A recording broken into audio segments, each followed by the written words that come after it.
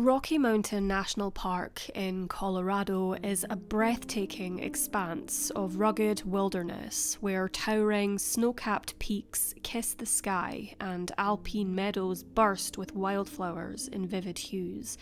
The park's dense forests of pine and spruce create a flourishing canopy, sheltering wildlife like elk, bighorn sheep, and the occasional black bear. Crystal-clear mountain lakes mirror the jagged skyline, while cascading waterfalls add a musical backdrop to the landscape.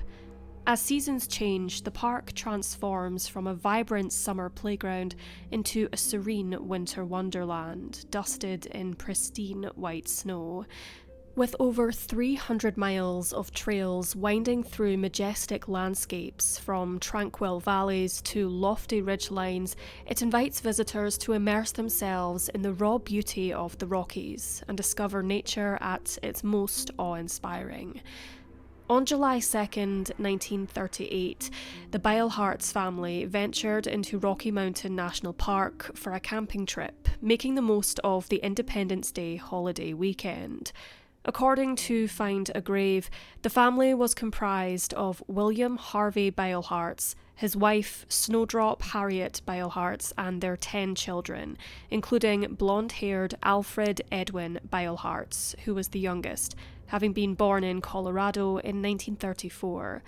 The Beilhartz family resided at 3225 Quebec Street in Denver, Colorado.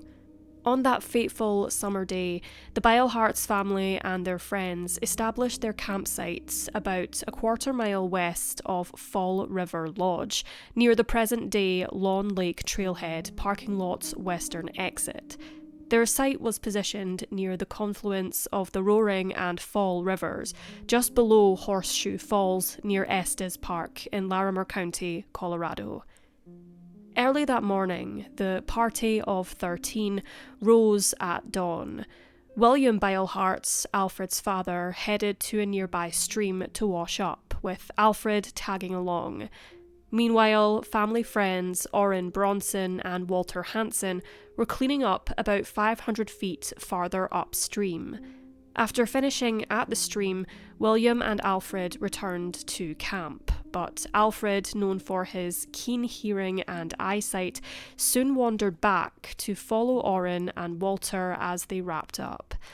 Walter Hansen recalled Alfred playfully punching him and teasing, quote, "you donkey," in response to Walter's attempt to mimic a Rocky Mountain canary.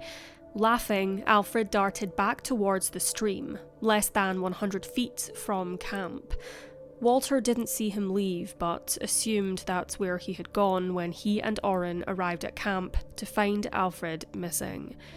Alfred's mother called out to him, and he answered in his small voice, quote, "Here I am, Mama," sounding about 300 to 400 feet away, but he never returned to camp. After a few minutes of waiting, Walter and others began searching, calling out for him to no avail. It was as though Alfred had vanished without a trace. He had vanished some time after William's return, but before Orrin and Walter made it back, approximately 8 a.m. on the 3rd of July. After a 20-minute search with no signs of Alfred, District Ranger Jack Mumaw was contacted. He and Ranger Bert Fraser from the Fall River Station, 5 miles away, quickly arrived and organised a larger search effort.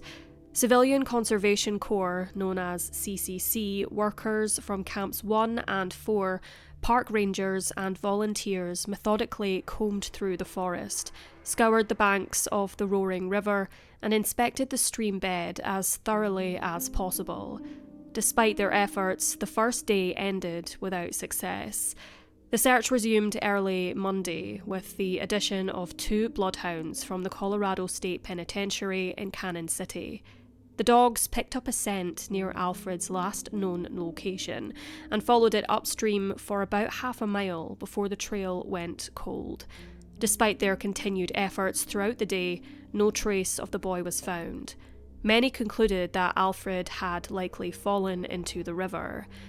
Civilian Conservation Corps workers built a diversion dam roughly half a mile upstream from the Fall River road bridge, reducing the stream's powerful flow to aid the search. With ice-cold water now shallow enough to examine, searchers painstakingly waded through, inspecting every crevice and pool where a body might be hidden. Some crawled through deeper areas on hands and knees, feeling the riverbed with their hands, hoping yet dreading to find a sign of Alfred. They overturned every movable object, convinced he could be trapped beneath. Alfred's father remained doubtful, insisting, quote, "My boy can't be in there," though the river seemed to be the only explanation. After 6 exhaustive searches, the stream was restored to its original course. Undeterred, searchers shifted focus to the surrounding hills and dragged larger beaver ponds. They even destroyed 5 smaller beaver dams, but all efforts came up empty. Despite authorities leaning towards the theory that young Alfred had fallen into the roaring river, an unsettling development surfaced, which put this theory in doubt. William Eels, a radio appliance company employee from Denver, reported that at approximately 1 p.m. on the day Alfred disappeared, he and his wife witnessed a child sitting alone on a rocky elevation named the Devil's Nest on the slopes of Mount Chapin, which sits approximately 6 miles west of the Beilhartz's campsite. The couple had hiked up the old Fall River Road and stopped to rest for a while. It was during this time when they noticed the child.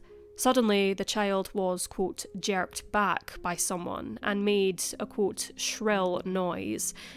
Concerned, William and his wife ascended to the Devil's Nest. However, upon their arrival, there was not a soul to be seen. William believed that the area would be difficult to access without any assistance, and felt it was particularly strange how a child had ended up there. Who that child was and who snatched them away and out of sight remains a mystery. The Eels, after returning to their car, heard on the radio about the missing boy. Once home, they checked the newspaper and recognised Alfred Beilhartz's photograph, realising it was the same boy they'd seen in Devil's Nest. They quickly returned to the park and notified the rangers. However, the rangers were doubtful, thinking it unlikely that Alfred could have reached the Devil's Nest slope. Despite this, they organised a search with over 150 men, but it yielded no results. Shortly after Alfred's disappearance, a bandage was found in an abandoned cabin in the Rocky Mountains National Park. Once the bandage had been retrieved by authorities, William and Snowdrop Beilhartz became convinced that their son had been kidnapped. Officers from the FBI carried out tests to determine whether the bandage was the same as material Snowdrop carried with her. It was reported that 4-year-old Alfred had a blister on his foot and had been wearing an adhesive bandage to ease the process of wearing in new rubber-soled shoes, which had been purchased in Denver. 8 days later, a woman travelling along a highway in northwestern Nebraska spotted a man accompanied by a young boy. After seeing Alfred's photograph in the newspaper the following day, the woman, Mrs. C.A. Lynch, who lived in Big Spring, Nebraska, was certain the child matched his appearance. Authorities in Nebraska followed up on the report, but the pair could not be located. On November 28, 1938, William Beilhartz received a ransom note demanding $500, around $11,000 or £8,900 today, for returning Alfred to his family. It read, quote, "Sorry for your son. We went west. Out of money. The boy doesn't take to us. We will return your son if you will leave $500 in a can 1 block from your house. We will return your son within 24 hours. William telephoned the police, who then requested further aid from federal officers. Investigators later notified William that the ransom note was a cruel hoax. The following day, authorities confirmed that they had looked into 2 potential suspects. However, these individuals were not identified or formally charged, and the investigation into them was abruptly closed for reasons that remain unclear. Despite thorough searches, Alfred has never been found.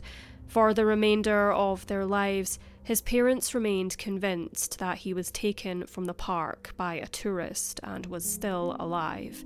However, investigators speculated that Alfred likely fell into the river, was carried away by the current, and drowned.